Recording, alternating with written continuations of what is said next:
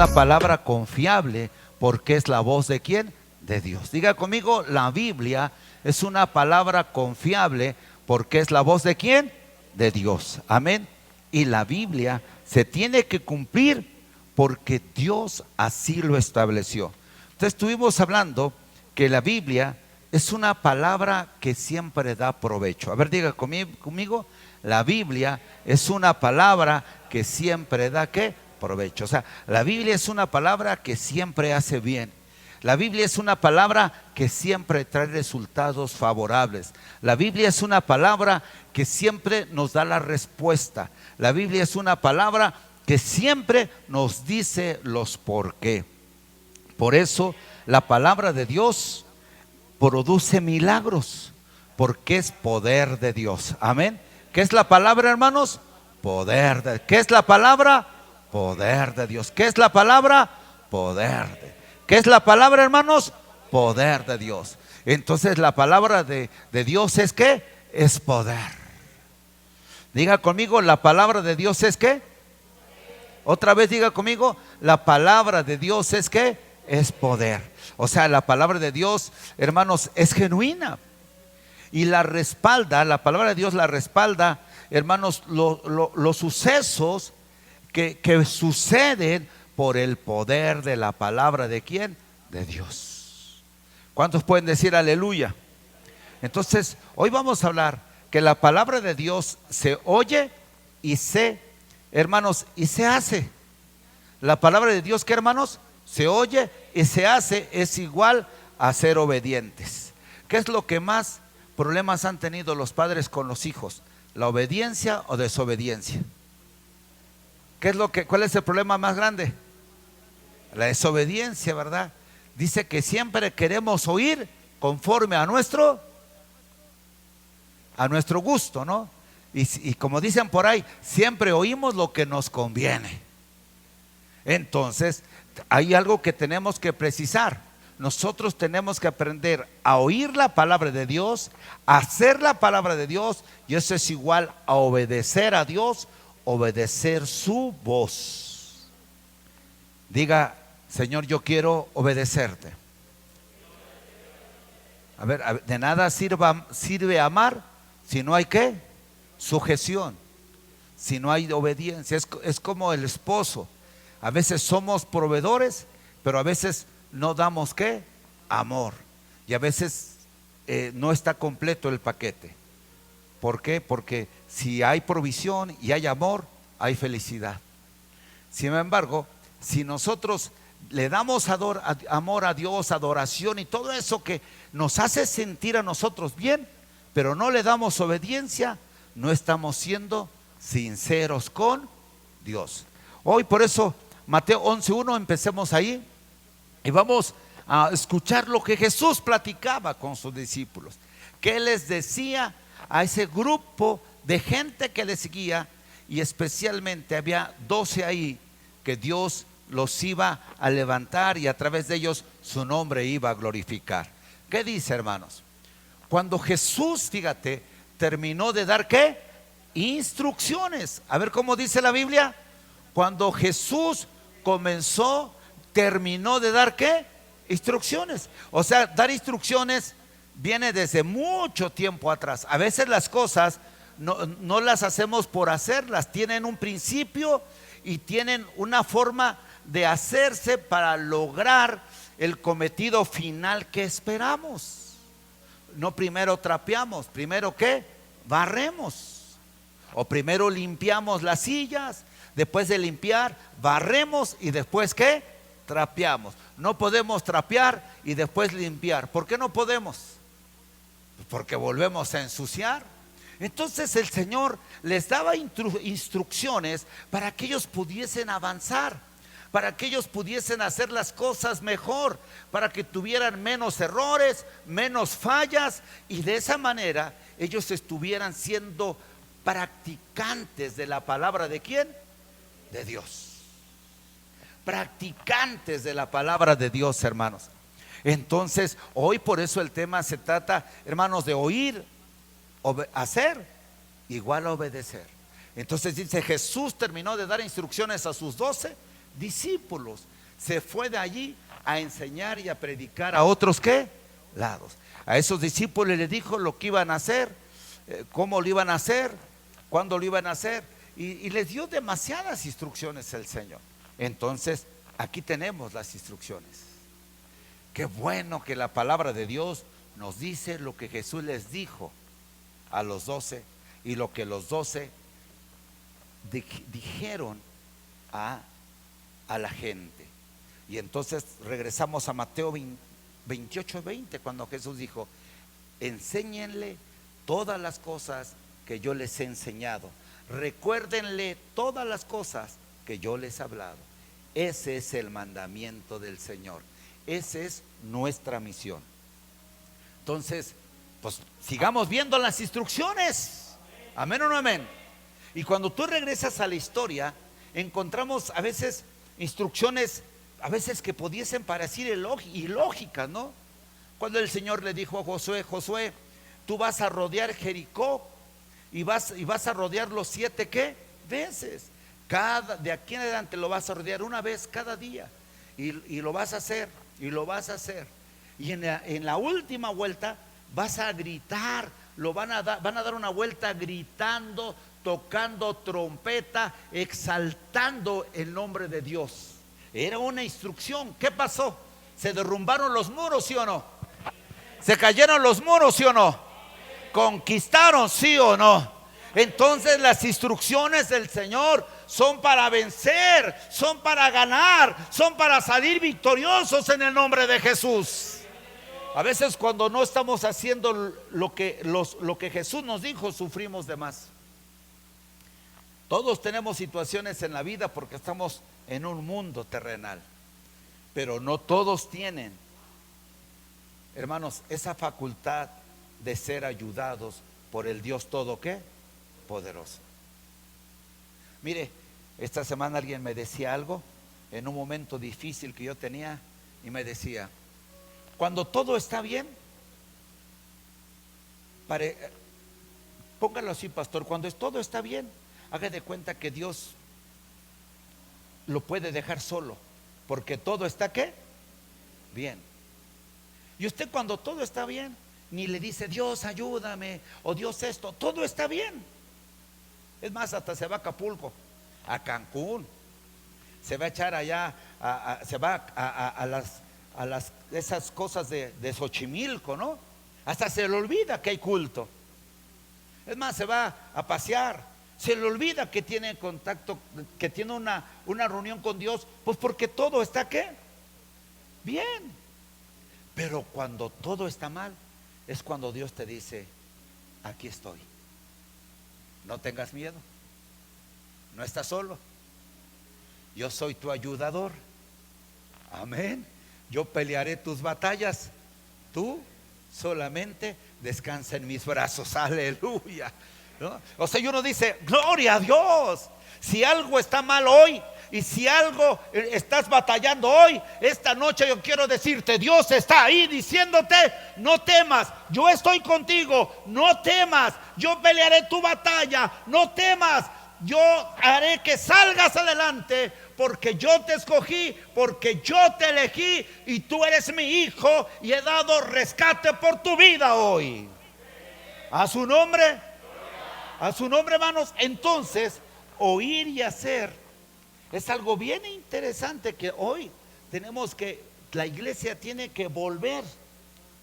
Es fácil hacer las cosas cuando nosotros mismos tenemos la motivación, vamos a suponer emocional, ¿no? Nos sentimos contentos, nos sentimos felices, nos sentimos entusiasmados, sentimos que nada tienen que decirnos para empujar a hacer las cosas. El problema es cuando no tenemos ese estado emocional completo. Entonces ahí es cuando la voluntad se resiste, ¿no? Cuando no estás contento y te digan: diga gloria a Dios, y tú estás así. O cuando todos: amén, hermanos, aleluya, y tú. O sea, luchar contra nuestra voluntad por el estado emocional que tenemos, de verdad que es ahí cuando nosotros tenemos que oír y hacer. Por eso a mí me gustó cuando leía Mateo 11:1. Jesús acabó de darle instrucciones a sus discípulos. Por eso las instrucciones para nuestra vida deben de basarse en la Biblia. Debe de basarse en ese principio de lo que Jesús habló. El Señor concientizó a cada discípulo del esfuerzo y compromiso que les esperaba a ellos en su ministerio o en su misión. Fíjate, el Señor concientizó del esfuerzo y compromiso que le esperaba a los discípulos en cuanto comenzaran su misión. Y vaya que después del día Pentecostés, predicar el evangelio fue fácil. Servir al Señor fue fácil. No, hermanos. Hermanos, el trabajo aumentaba, pero también el riesgo aumentaba. Pero hermanos, el testimonio y el poder de Dios se manifestaba. ¿Amén o no amén? O sea, miren, si aquel hermano llamado Esteban, cuando lo apedrearon, ¿se acuerda que escogieron a 12 hombres buenos, de buen testimonio? Los diáconos, quizá me equivoco en el número, pero cuando escogieron a esos hombres de Dios ungidos para que sirvieran a las mesas mientras los apóstoles predicaban y no se distrajeran, dice: hombres llenos, hombres de buen testimonio, hombres veraces, hombres firmes. ¿Qué fue lo primero que les pasó? Esteban lo apedrearon.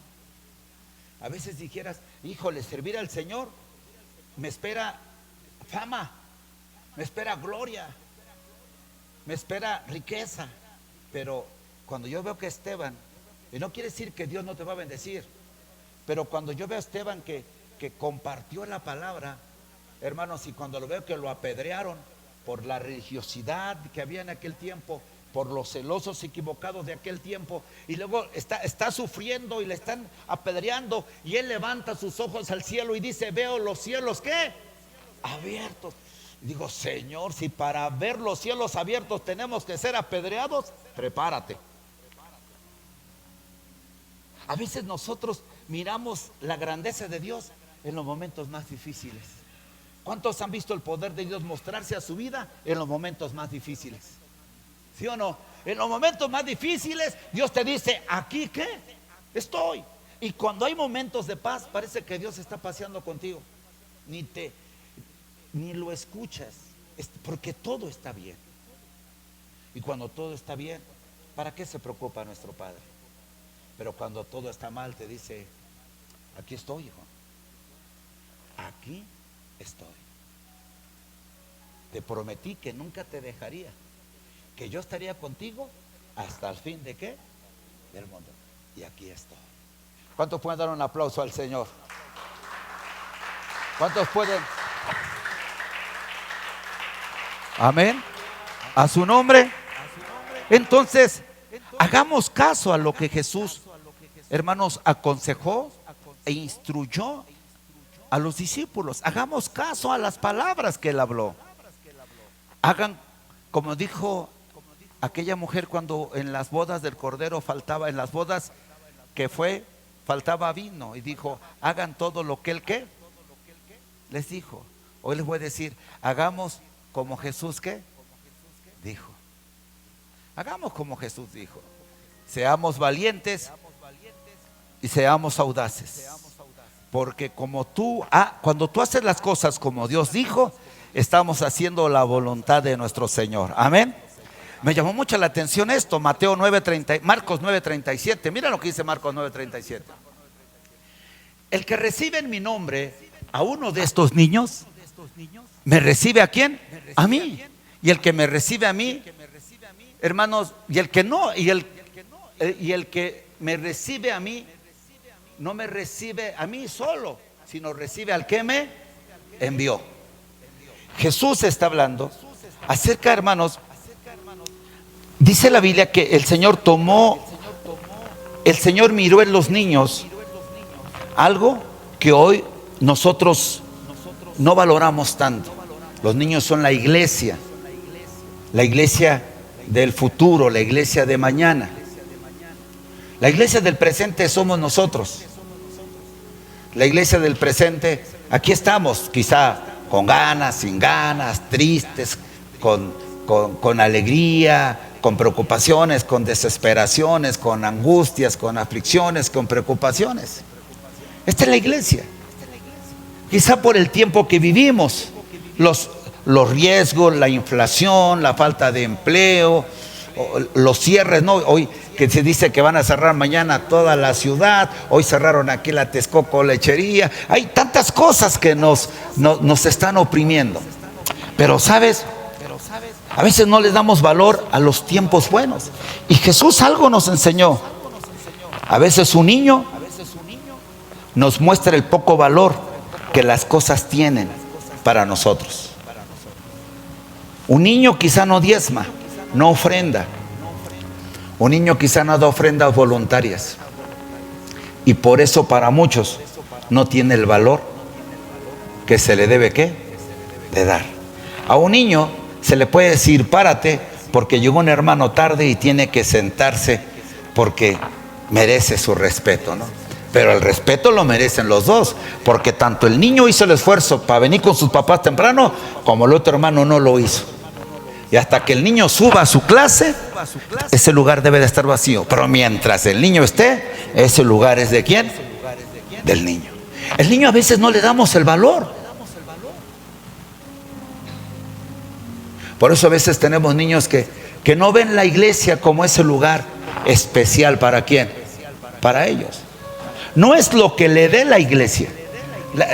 Porque a veces a nosotros nos pasa lo mismo. Le podemos dar todo a nuestros hijos menos amor. Le podemos dar todo menos cariño. Le podemos dar todo menos afecto. Menos su valor. Y lo que pasa a nosotros es que Jesús nos está enseñando, hermanos, tomar a los niños como un proyecto de Dios. Y Dios nos habla que todas las cosas que están cerca de nosotros, por más sencillas que sean, son un proyecto de Dios. El que es fiel en lo poco, el Señor en lo mucho lo pondrá. Si tú puedes valorar que Dios te confía lo poco, Dios le hará saber a Dios que puede confiarte lo mucho a ti. A su nombre, hermano. Entonces Dios es bueno. Un niño, de verdad, nos hace dar cuenta que las cosas pequeñas hace falta que nosotros le demos valor. A las cosas pequeñas hace falta que nosotros le demos, ¿qué, hermanos? Valor. Jesús nos enseña a través de los pequeños y dijo: el que me recibe a mí es como, dice, el que recibe mi nombre a uno de estos niños es el que me recibe a mí. Y no solamente me recibe a mí, sino recibe al que me envió, o sea, al Padre Celestial. Entonces se cumple aquel texto que dice: vendremos y haremos morada el Padre, el Hijo y el Espíritu Santo de Dios en nosotros. A su nombre, hermanos. Entonces démosle el valor a todo, porque todo edificará nuestra vida y nos enseñará las cosas que Dios quiere que sepamos. Amén o no amén. Por más sencillo que sean las cosas. Entonces el Señor a través de esto nos muestra el poco valor que le damos a las cosas pequeñas. El poco valor que le damos a las cosas pequeñas. ¿Sabes cuándo te preocupa? Cuando crecen. Y cuando crecen hay cosas que no puedes cambiar.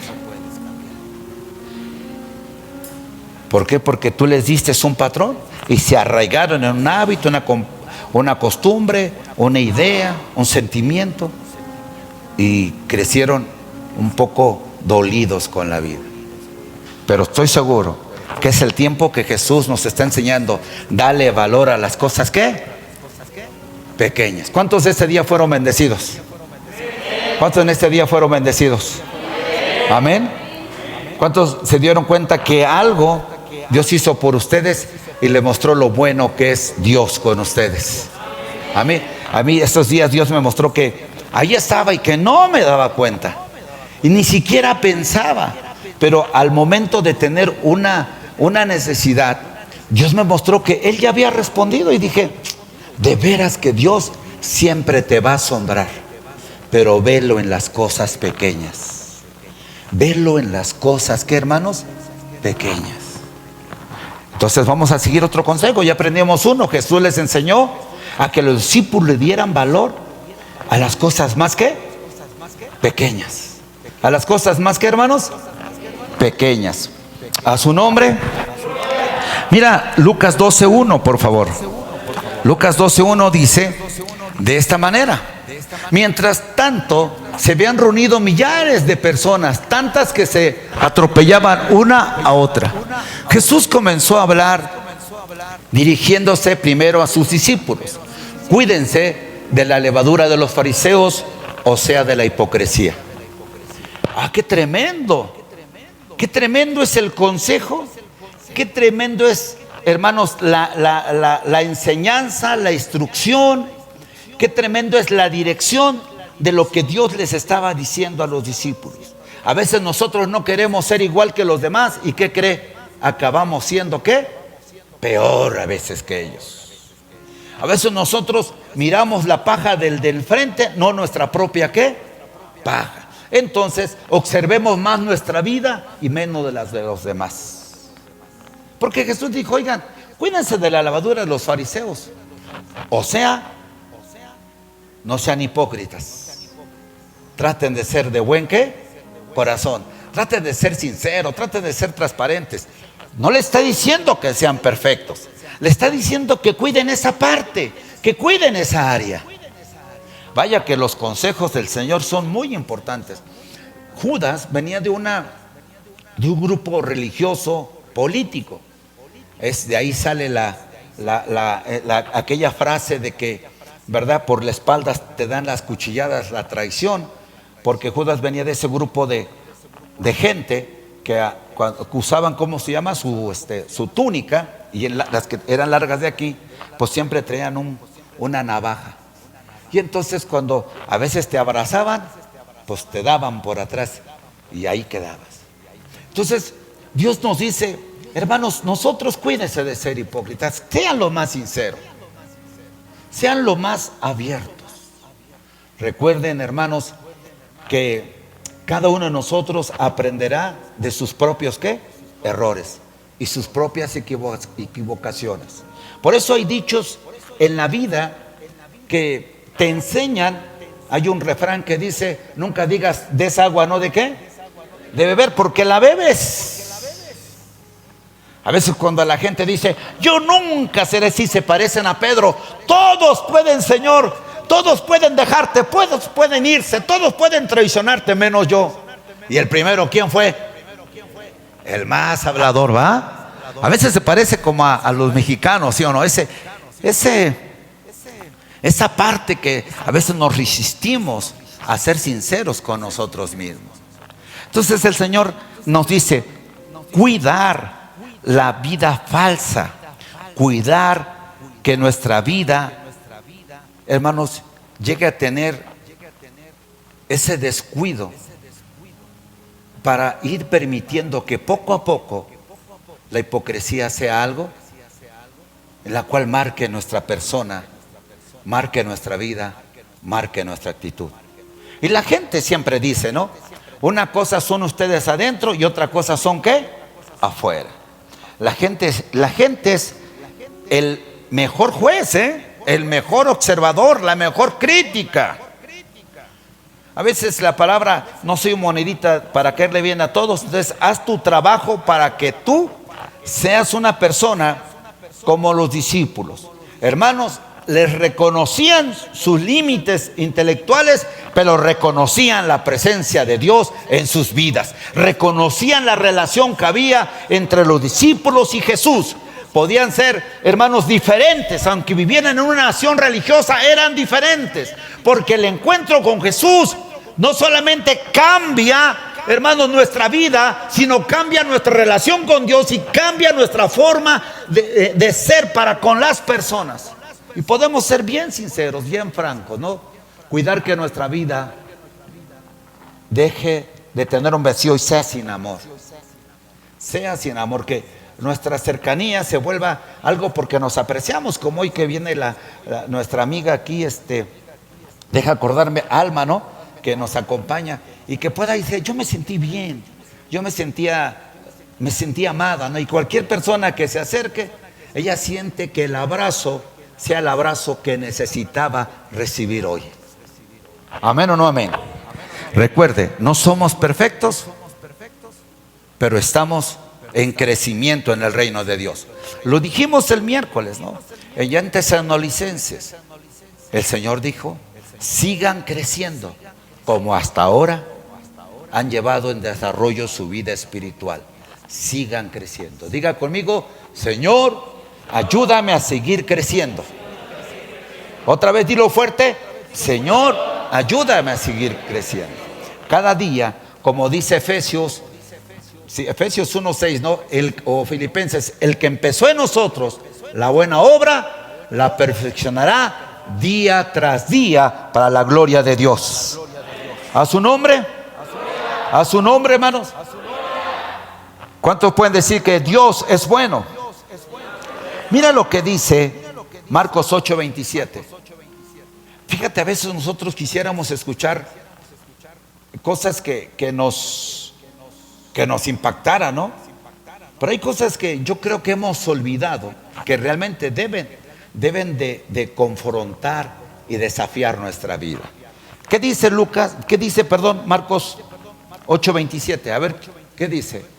Jesús y sus discípulos salieron hacia la aldea de Cesarea de Filipos. En el camino les preguntó, ¿quién dice la gente que soy qué? Yo. O sea, el Señor les pregunta. El Señor siempre te preguntará algo. Siempre. Y esta pregunta es, ¿ustedes están convencidos de mí? ¿Ustedes están convencidos de quién soy yo? ¿Ustedes están convencidos de que yo les puedo resolver, ayudar, bendecir?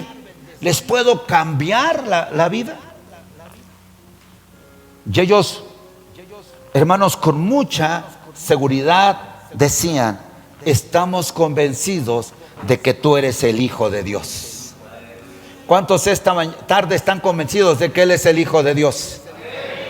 A ver, ¿cuántos están convencidos que es el Hijo de Dios? Así como que no, lo siento, como que sí, como que no. Por eso todavía tú tiendes a creer en ciertas cosas. Tiendes a creer todavía que tienes el amuleto de la buena suerte, ¿no?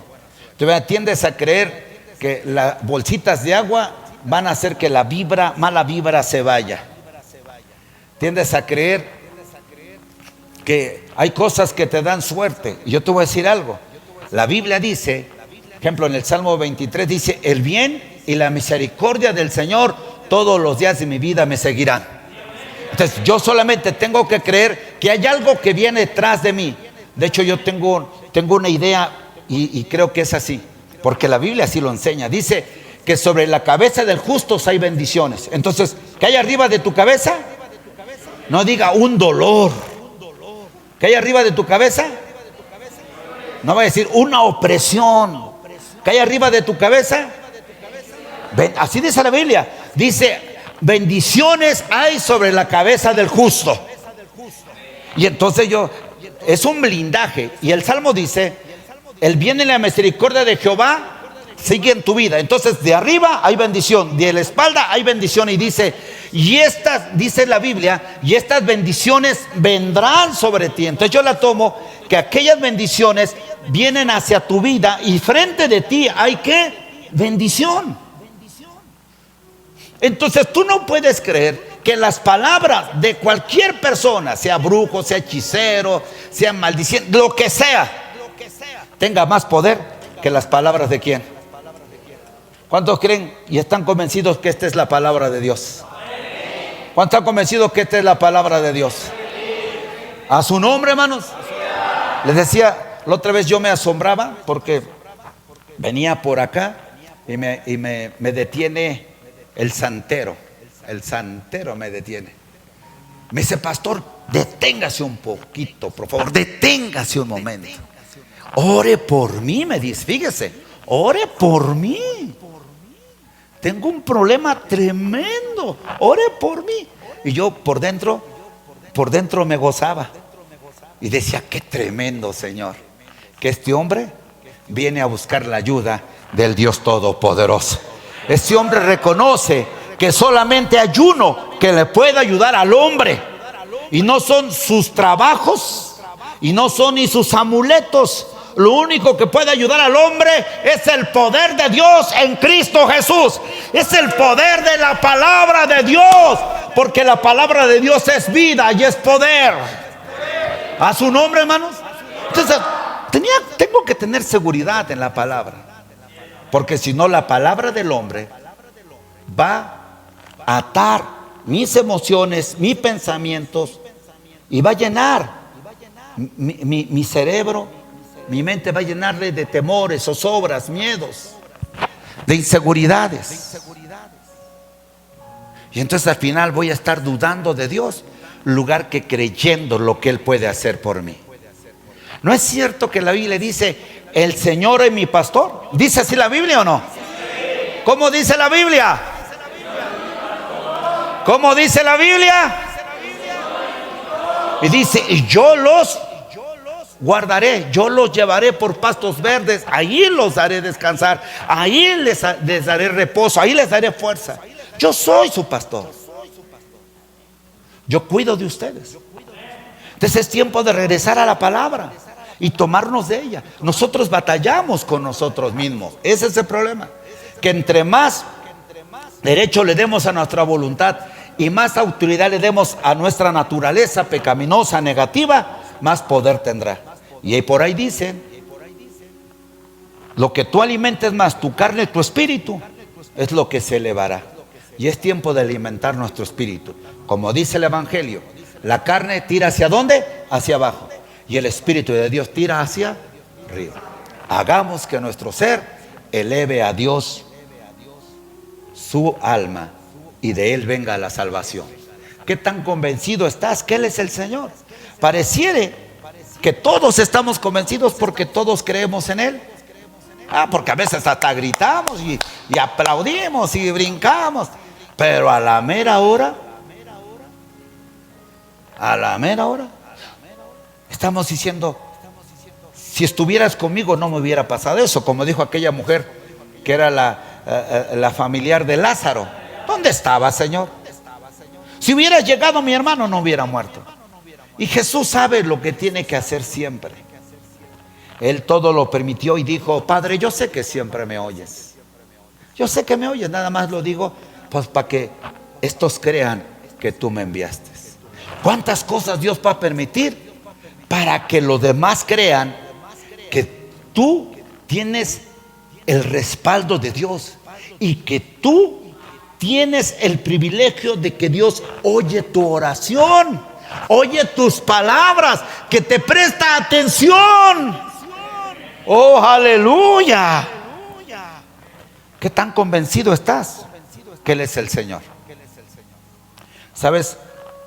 A veces cuando lees estadísticas y ves que hay cristianos que dejaron de serlo.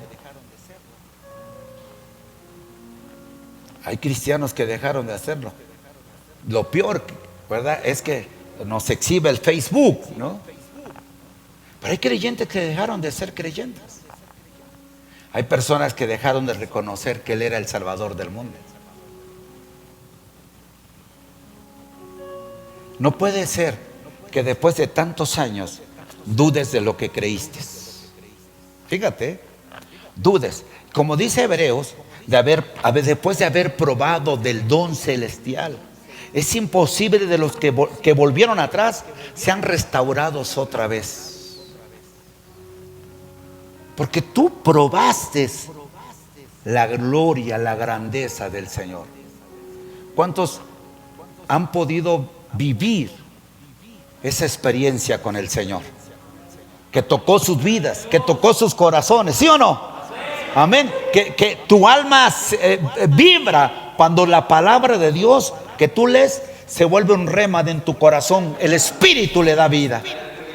O sea, es tremendo. Entonces, ¿qué tan convencido estás? Los discípulos lo estuvieron. No todos, porque recuerda aquel grupo de gente que se alejó y se apartó. Y tal manera que unas 2 ocasiones recuerde ahorita yo, Jesús les dijo: ustedes me siguen por el pan que les doy de comer. O sea, había un interés. Otros dejaron de seguirlo porque Pedro le dijo: Señor, dura es tu palabra. O sea, tu palabra es dura, es agresiva. No es como la de los fariseos, suavecita, ¿no? Así cómoda, al gusto, al placer. Y entonces el Señor, como vio a Pedro un poco indeciso, le dijo: Pedro, aprovecha el camino, vete acompañado. Y Pedro voltea y le dice: Señor, solo tú tienes palabras de vida eterna. Y entre más pienso eso, digo: ¿cuántas personas Pedro había oído? ¿A cuántos lugares Pedro había oído? Y se encontró con este hombre humilde que en él podía percibir las palabras de vida. De tal manera que con toda firmeza decía: solo tú tienes palabras de vida. Y es cierto, solo en él hay palabras de vida. A su nombre, hermanos. Entonces, Dios nos pide que estemos convencidos. Diga conmigo: Dios nos pide que estemos convencidos. Dígalo otra vez: Dios nos pide que estemos convencidos. Otra vez. No, de una vez, hermano. Quizá hoy no hay fosa de leones, hoy no hay hornos de fuego, quizá hoy no hay, bueno, solamente quizá por Chiapas, por allá hay provincias o pueblos que, hermanos, sí tienen una presión como lo había como los filisteos contra el pueblo de Israel.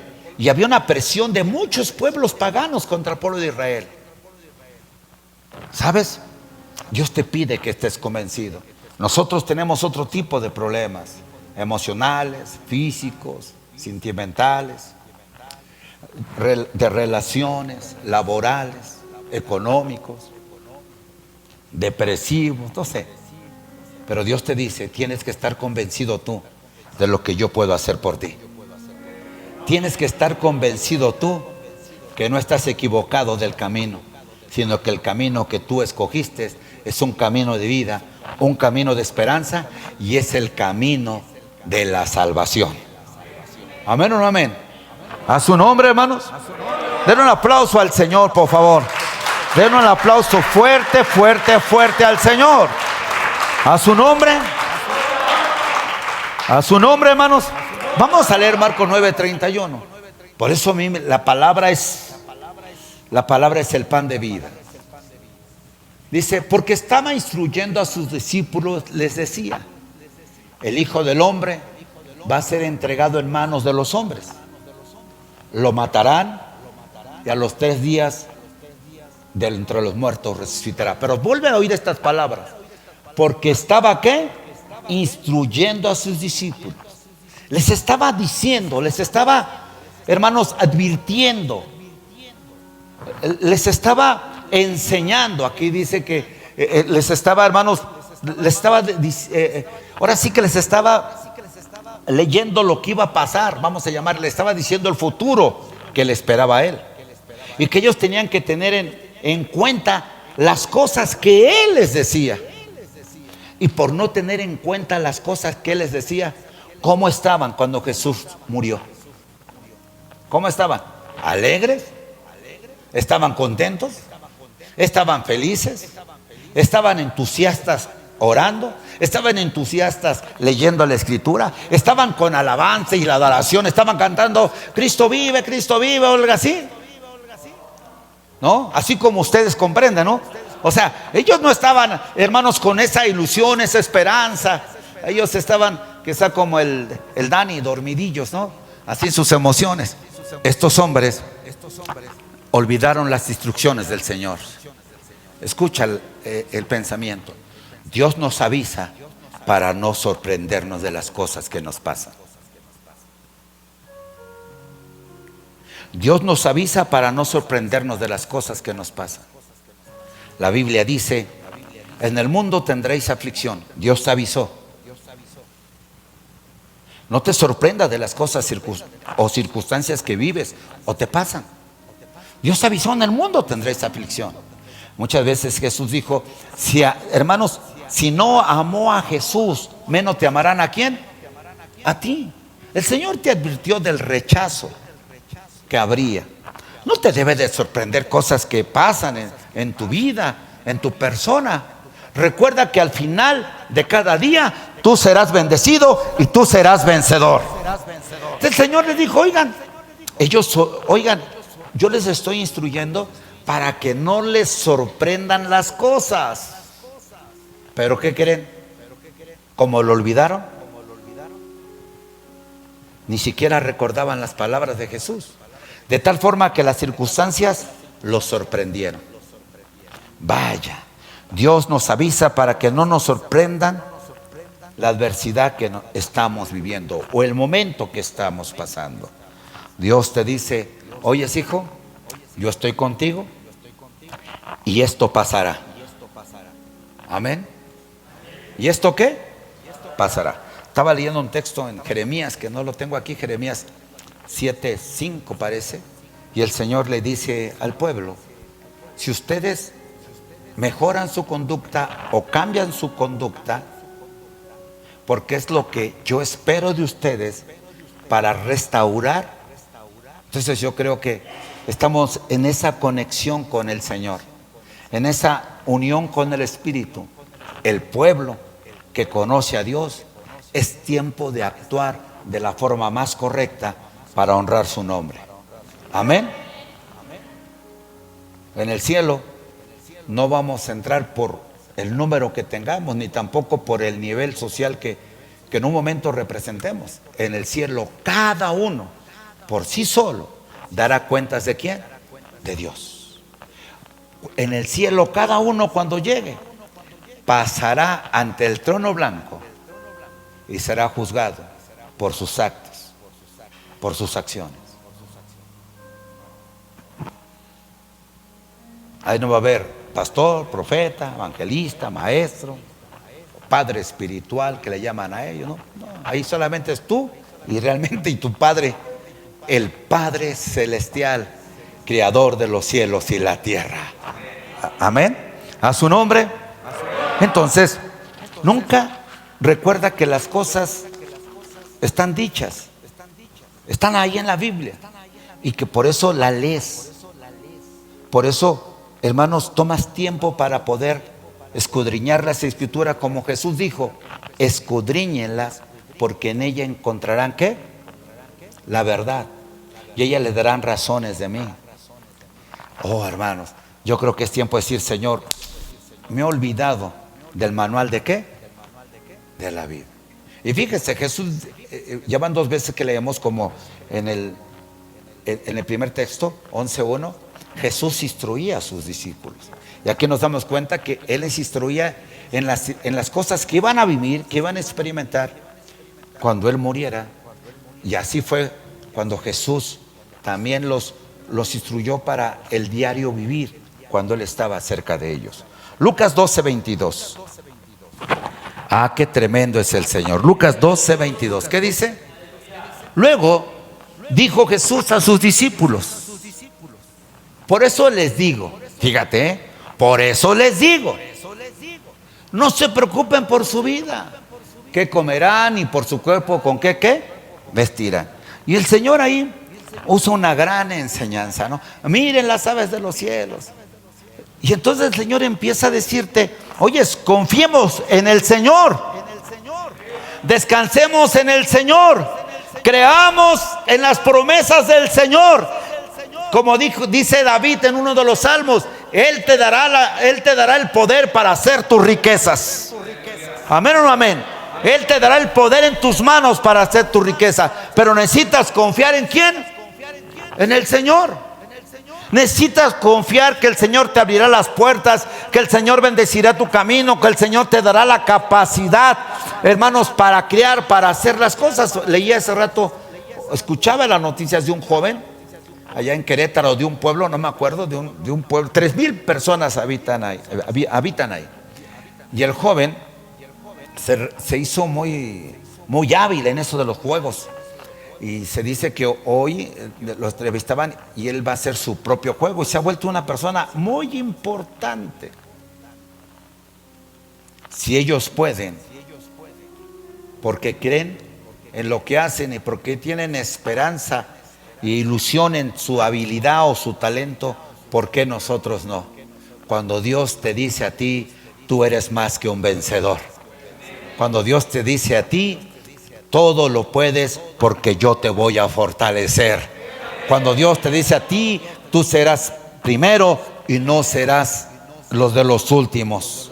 Porque yo, como dice 3 de Juan verso 2, yo deseo que te vaya bien en todo como tu alma. O sea, tu alma está bien, en todo lo demás yo deseo que te vaya ¿qué? Bien. Necesitamos regresar a que la palabra traiga otra vez esa confianza, traiga esa fuerza que necesita la vida del hombre para creer que Dios bendecirá su vida, que Dios bendecirá su camino, que Dios levantará en él la gloria de su nombre.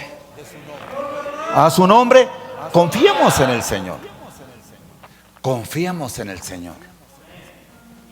No se preocupen, confíen. Hay días difíciles. Hay días difíciles. Hay días que comienzas llorando. Hay días que comienzas con un problema. Además, te despiertas y ya lo tienes. Y tú puedes decir, ¿por qué Dios? Pero también puedes comenzar con el problema, quizá con la angustia, la desesperación, con la impotencia, quizá también con la limitación y decir, ¿qué voy a hacer? Pero también puedes levantarte y puedes decir, ¿qué voy a hacer, Señor? Ahora vengo a ti. Hoy me acerco a ti. Lugar, antes de voltear para otro lado, deja volteo a Él, porque Él guiará mi vida, Él guiará mis pensamientos, Él guiará mis decisiones, Él guiará mi visión. A su nombre, hermanos, confiemos en el Señor. ¿Cuántos de ustedes tienen un problema? ¿Cuántos de ustedes tienen un problema? Aquí, muy poquitos, ¿verdad? ¿Cuántos? A ver, sumados que tienen un problema. Ahora se diga conmigo, Señor, confiamos en ti y solo tú nos puedes ayudar a salir victoriosos. Aleluya, a su nombre. Este es un consejo tremendo y hay que tenerlo muy en cuenta. Lucas 17:1. Ahí vamos a detenernos hoy. Hay muchas cosas de instrucciones del Señor que hemos olvidado. Lucas 17:1 dice: luego Jesús dijo a sus discípulos, los tropiezos son inevitables, pero hay de aquel que los ocasiona. ¿Se acuerdan aquel texto que el Señor también dijo? Que si alguien es piedra de tropiezo, más le vale amarrarse una soga en el cuello y lanzarse al mar. Uno puede decir, qué exagerado, ¿no? Pero como Él sí conoce los corazones y Él conoce el carácter de cada persona, el Señor puede decir, ¿a cuántos más vas a hacer tú caer? ¿A cuántos más tú vas a hacer tropezar? ¿A cuántos más tú los vas a desviar del camino? ¿A cuántos más tú los vas a hacer equivocarse por tu forma de ser, por tus emociones, por tu carácter, por tu equivocación, por tu necedad, por tu rebeldía? Y el Señor dice, hay de aquel que ocasiona que otros tropiecen. Es como señalarlo y decirle, pobre de ti, que hagas ¿qué? Esto o aquello. Es como estás advirtiéndole ahí. Es tiempo de que nosotros seamos personas de más apoyo para aquellos que necesitan seguir al Señor. Amén. O sea, alentarlos, motivarlos, fortalecerlos. Gracias a Dios porque tú eres más entendible en la Escritura. Gracias a Dios porque tú has sido más fuerte en el camino de Dios. Gracias a Dios porque tú has podido alimentar tu alma, tu espíritu. Gracias a Dios porque tú has podido buscar de Dios la fuerza y has aprendido, hermanos, en Él a ser más que vencedor. Gracias a Dios porque en ti ha habido inteligencia de parte de ¿quién? de Dios. No te has dejado arrastrar por cualquier idea, sentimiento, emoción. No te has dejado llevar por cualquier inconformismo, equívoco, erróneo de las personas. Seamos personas de más apoyo para aquellos que quieren seguir. Enseñémosles. Enseñémosle. Cualquiera se equivoca, pero enséñale. Enséñale para que se levante. Enséñale para que corrija el defecto. Enséñale para que levante su vista en el autor y consumador de nuestra fe. Como dice Colosenses capítulo 3 verso 1. Si ustedes resucitaron con Cristo, levanten su vista para que miren y busquen las cosas del cielo. A su nombre. Y segundo, seamos personas que ayudan a otros a mantenerse en el Señor, no a desanimarlos. No a desanimarlos. ¿Sabes? Dentro a su mecha. Es un ejemplo, es muy duro, muy feo o muy triste. Pero escuchaba, creo que a Mario Vargollosa, ¿por qué él no es creyente en ninguna religión? Él estudió en una universidad religiosa y algo que asombró en la entrevista que le decía, quisieron usarme en un momento, una persona que era religiosa, y desde ahí yo no creo.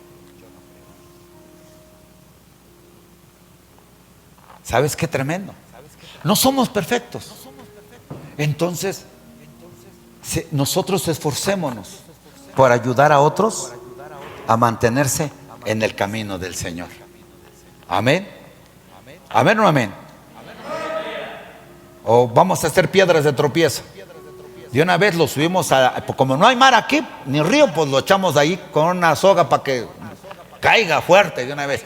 Hermano, imagínate llegar al cielo y decir, todos los que dirán, mira, ese se fue por tu culpa, ese por ti, ese por ti. Señor, es que míralo. Y el Señor dirá, aquí no hay culpas para otros, aquí eras tú.